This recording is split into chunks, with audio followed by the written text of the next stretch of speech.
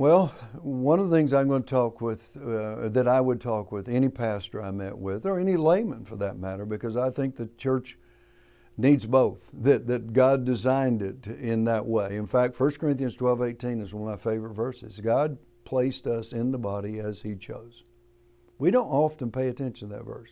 I tell people, you may have think I visited 3 churches and I joined this church because of the youth program, etc. But somewhere in this dynamic between sovereign choice and our response to that choice, we call it our free will. God is at work, if we're listening to Him, to put us, pastor and people, into the church that He chooses, because He gifted us. See, I believe we were created for God's kingdom, and therefore we're created for His church, which has got the keys of His kingdom. So when people say, what's my purpose on life? It's to be a kingdom agent through your church.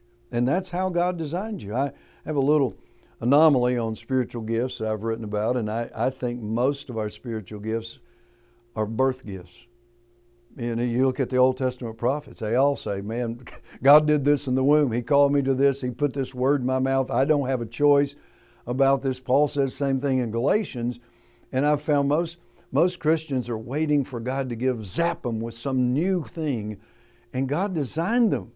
God designed you for this church and as a part of this church. So what I try to take, and I'll take them to today, is I go over to my favorite letter, and it's Ephesians.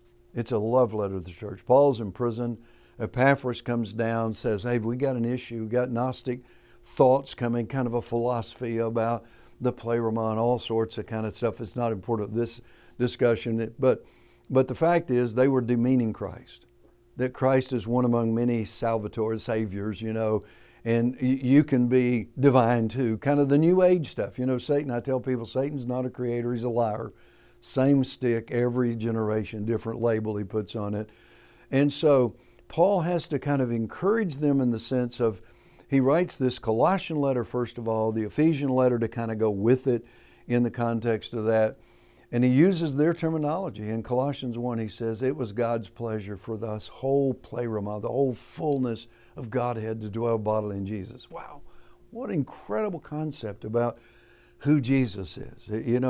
Right before he left, he said, if you've seen me, you know the Father. You've seen the Father. And they're still saying, show us this, show us that. And he said, you've seen everything you need to see when you see me. Well, it startled me. And I mean, it was just a few years ago when I was writing commentary on Ephesians that it hit me that Paul used the same word in Ephesians 1 to describe the church.